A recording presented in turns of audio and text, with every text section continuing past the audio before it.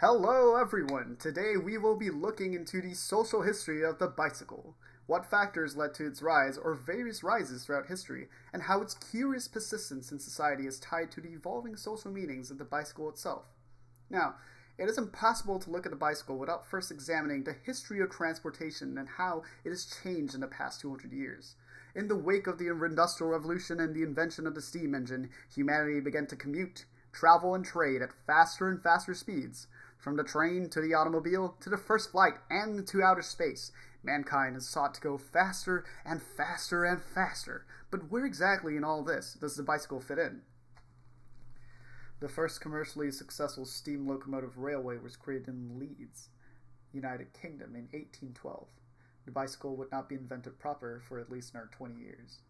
This might all seem a little crazy, but a little less so when one considers the fact that railways were not open to the public until 1825, and the car would not be available to the public until the 1860s.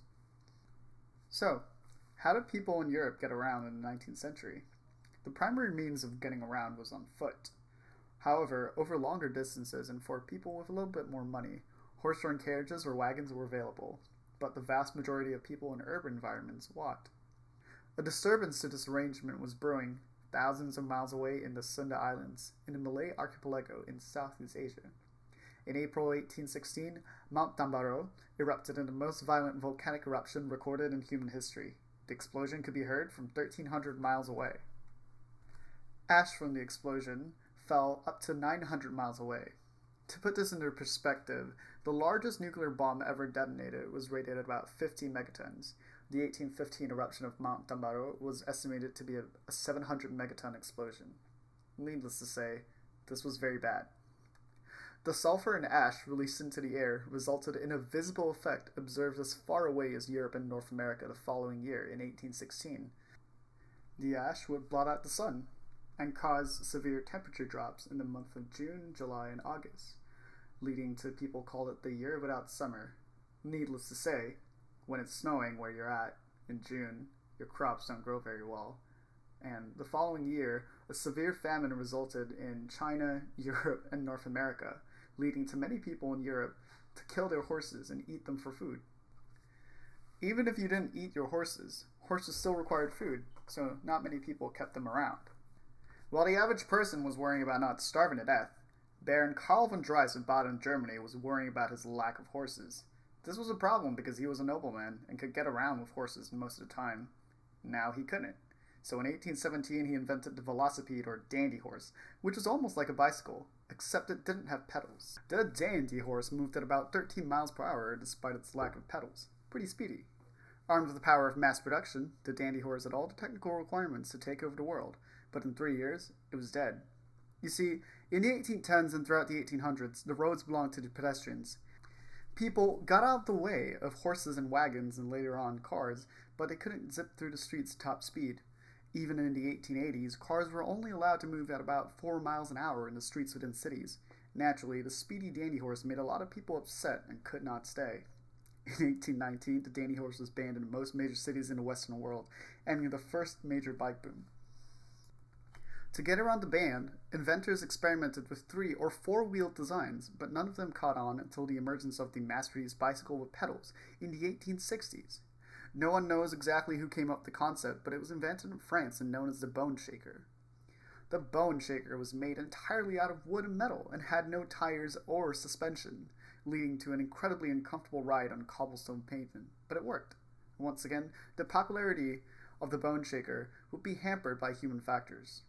The Franco-Prussian War of 1870 led to the end of the production of bone shakers in France, and production began in England instead, where design started to take on a more interesting turn. Across the Atlantic, the bone shaker also failed to become popular, although historians are not really sure why. Some have speculated that it's because of the inferior roads that were available across the Atlantic compared to Europe at the time.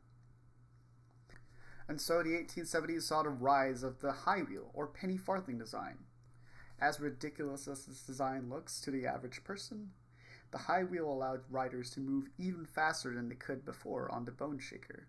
However, these bicycles came with a rather high risk of falling and even death, as the high center of gravity meant that the users could sometimes be launched head first when hitting a rock or an obstacle. A source from the time said that an essential skill of learning how to ride the penny farthing was learning how to take a head-first fall. Very exciting. Naturally, this meant that the penny farthing became fashionable among young daredevil men in England throughout the 1870s, because nothing screams masculinity more than looking ridiculous with a risk of death. For the bicycle to achieve more widespread use, it had to become a lot less hazardous and more palatable to the more delicate among us. And so the safety bicycle was invented in 1885 with the incorporation of the chain drive to power the rear wheel and gear shifters.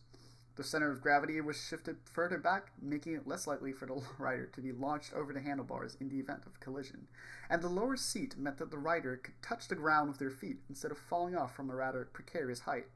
This, combined with the invention of the bike tire in 1888, saw the bicycle explode with popularity among all demographics on both sides of the Atlantic. Naturally, this made a lot of people upset.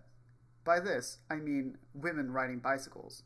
If you aren't similarly offended, congratulations, you are not a sexist person from the 1890s. You see, some people were offended with the idea that women would ride astride the bicycle. The fear was that women would achieve sexual pleasure from riding the bicycle. Unlike the horse, it is not possible to ride a bicycle side saddle, which was considered the proper way to ride a horse. And riding horse the traditional way as a woman would be considered incredibly unladylike and might result in terrible gossip being spread about you. The widespread use of the bicycle among women heavily impacted women's fashion. Long skirts and corsets fell out of use in favor of bloomers, which were big, billowy pants, and they were mocked as being unsightly and soon became a feminist battleground. An editorial from 1896 had this to say: "To men, the bicycle in the beginning was merely a new toy, another machine added to the long list of devices they knew in their work and play. To women, it was a steed on which they rode into a new world." The safety bicycle in the 1890s gave women equality in mobility to the men of previous decades, and women engaging in physical exercise forced men to rethink the fragility of womankind. Susan B. Anthony, a prominent American suffragist, said cycling had done more to emancipate women than anything else in the world. The bicycle was so associated with feminism that when students from the University of Cambridge gathered to protest the admission of women into the university in 1896, they hung an effigy of a woman astride a bicycle. In a way, the bicycle-riding woman was everything these traditional men feared. She was independent, masculine in her physical activity and her dress. She was sexually liberated and getting sexual pleasure from a bicycle, not men. It was probably loose, or a lesbian, or both. This age of cycling would come to an end in the early 20th century with the invention of the Model T Ford in 1908. Now, automobiles have been around for nearly half a century, but Henry Ford brought them to everyone. The bicycle was no longer the fastest or primary means of getting around and began to fall out of fashion.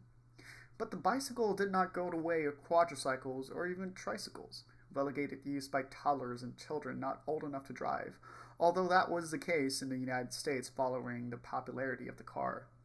Over the course of the next couple of decades, the majority of bicycles were made and sold for children.